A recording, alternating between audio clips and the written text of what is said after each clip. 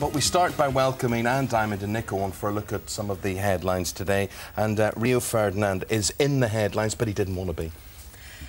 No, he took it all the way to the High Court, didn't he? But it was amazing. This judge has actually said that he had to weigh up between Rio Ferdinand's right to privacy and the public's right to know, really. It came down to that. And the judge actually felt that Rio had really confiscated his right to privacy by not behaving well generally. Things have Honestly, changed a bit, haven't they? It was swinging towards massive privacy and not invading privacy, and suddenly it's gone the other way again in the High Court. But it does seem to be quite relevant, this one. I mean, there's cases you can argue, but there's cases you can't. Indeed. When you're a massive role model, captain of England. Well, the captain of England, I think. That's what it seemed to come down to, isn't it? I'm not sure who he plays for now. He used to be Leeds and West Ham. I've lost track of him now. Who's he with now, Eamon? Now and again he pops up in the back four, that Man U.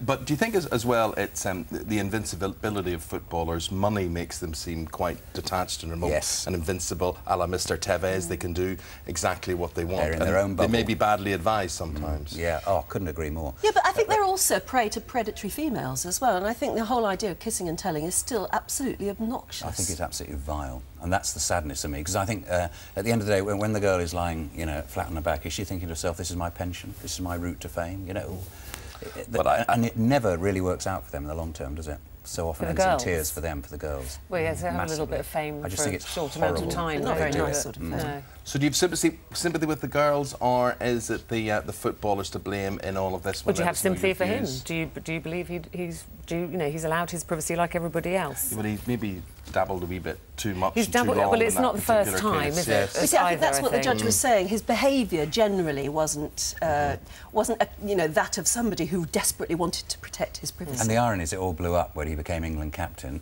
after John Terry lost his lost his for similar things. It's not the first time this has blown up either for Ashton Kutcher and Demi Moore, is it? No. So that he's been accused of cheating on her, and here he is again being pictured with a mystery blonde. It's always a mystery blonde. Yeah, and they're saying the mystery blonde is very like the mystery blonde that he's alleged to be having a alleged affair with. Great word, I'm mystery. just covering everything with allegedly. It's all allegedly. The thing that seems strange with this is that they've been tweeting the two. I mean, their relationship is often played out on Twitter, isn't it? Well, Demi Moore is a mad Twitterer, isn't she? Yes, and she sent one saying, "I see through you." ... Whatever that means. They're crazy. They're sort of. It's like they're playing a soap opera in public for everybody to say. Jan Moore in the Daily Mail today is having a little bitch about it, saying almost kind of what do you expect when you're with a younger man eventually. It's a good old read, but actually, I mean, if that's what you want to do, it's what you want to do, isn't it? I mean, if she wants to go with someone a lot younger, if she decided, oh, he's too young, we'll stop, she might be worrying about what might have been all the time. Yeah, but look at the effort that Demi Moore has always put into being this she's still so glamorous and gorgeous and young-looking.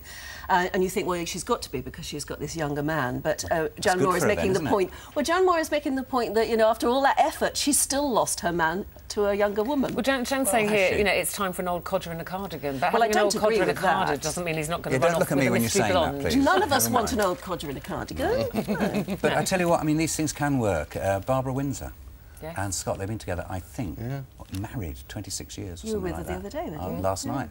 It's just, and she's very, very happy. So it works, doesn't it? So Ruth and me. You can't legislate. Older woman, younger man. Absolutely, yeah. Toy boy. Eamon Holmes. It's all there. Now, this one, I think, Anne, I thought you'd be very interested in. This is lessons for children in primary schools about airbrushing and telling them and showing them that everything they see in the magazines, the glossy pictures of all their favourite pop stars and models are not all they appear to be. Now, you see, this is being criticised, even in today's papers, as being over political correctness. But I think it's a good idea. I'm not the mother of daughters, never had a daughter, but I do know the pressure that little girls, particularly little girls, are under. Every time they open a magazine, this image of perfection to which we all must aspire and work really hard for and take dieting pills for and worry about. And I think what they're showing them here is what the media does to image. And any understanding they can have of that at the earliest possible age has to be better for them. Make the media aware. And actually, it isn't just girls, is it, Nick? I mean, there are cases of boys suffering with anorexia. They are starting to feel the pressure. Obviously, there's more, I agree with you, massively for girls. with girls. I've got a daughter, 3 boys and a girl. And I know they're looking at magazines all the time and admiring people's wonderful figures and the fact that they are perfection. And I think it's great if it's being pointed out that these pictures of perfection are not necessarily. I agree, but I agree with it very much. The thing is, are you totally against airbrushing in any way? I think, no, I go, no, I've become more of a fan of it. We spend all our time doing it, don't we? Yeah, absolutely. There's airbrushing and airbrushing, isn't there? I think, you know, if they're evening someone's skin tone or something, but it's when they are making somebody this size, and their legs this long. But the net result is that you would never become happy with your own holiday snaps, really. No, actually, my own holiday snaps always upset me. Yeah. That's why I had so many children. I put them in front of me for holiday snaps. I'm just the face in the background. Now, what about speeding on the motorway? Speed limit, they're talking, can't find the paper now, yes, but anyway, they're talking of increasing the maximum speed limit from 70 to 80. Realistic. Yeah. I find it surprising, though. I mean, especially in these days of austerity, we're meant to be saving energy. Will this encourage people to put their foot down more and actually burn more petrol? People do it anyway. Who drives at 70 miles an hour on the motorway? Well, you feel a slow coach, don't you, in the motorway now, if you're doing 70 quite often. Constantly pressured, yeah, don't you? people are right up your backside. No, I mean, that's not saying, we're all saying in built-up inner city areas or around schools or hospitals that these limits should be increased. I think quite the reverse. But I think when it comes to a motorway, I totally agree with you, Nick. If you're sitting in the outside lane at 70 miles an hour, you don't last long, do you? No. Flashing behind you too. Actually, this is a European move, isn't it? You usually think if you do about 80, they're not going to touch you. Well, that's what we're told. Is that right? I think will that therefore go up 10 miles an hour? If it's then 80, do you say, oh, well, I can do 90 and then... But your cars can do 90, your cars can do 100, your cars can do 120. And cars are so much safer these days than they used to be in days gone by, didn't they? Yeah. And anyway, motorway driving is different from driving, as you said. I think the pressure on us now is to go a bit more European, where they do have in towns, in built-up areas, you're right down to 20 miles an hour, if not lower. But on motorways and autobahns, you know, you can put your foot down. Well, in Germany, there's no speed limit at all. I mean, personally, I think I would like the speed limit to be higher, because I don't think it's speed often that causes accidents, it's bad driving. And that's what people should be being stopped for, tailgating, lane hopping. And that's frustration, because you can only do 70 at times. Yeah. No, Nick, do you blush? Are you a blusher? Yeah. Right, apparently that's a good thing. And do you blush? Oh, I've got so much makeup on you. Yeah, I do. Yes, I do blush. Yeah, that makes us nicer people. Apparently it does. I find it hard to blush.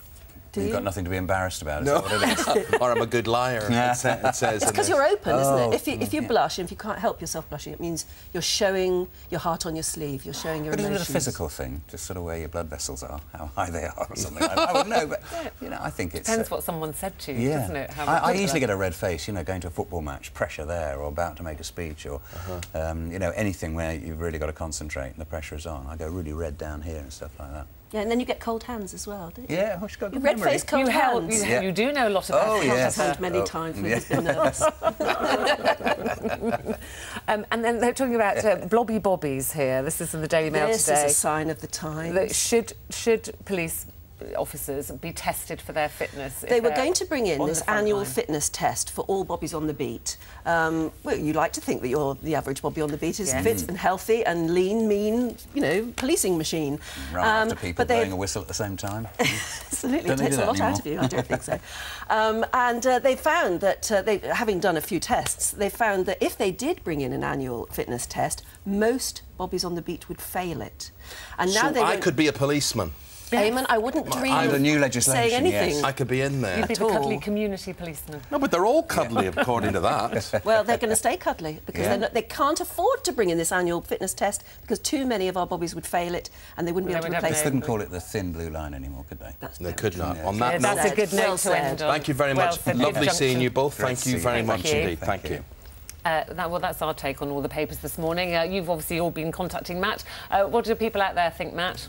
Well, actually, we've got a comment about Eamon. Julie Franklin, what an irresponsible comment, Eamon.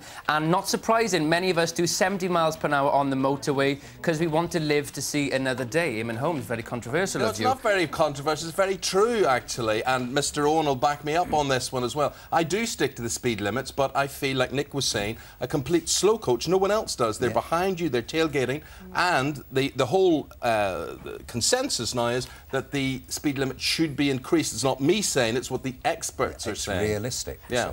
This is the beauty of debate. Thanks for getting in touch, guys. Listen.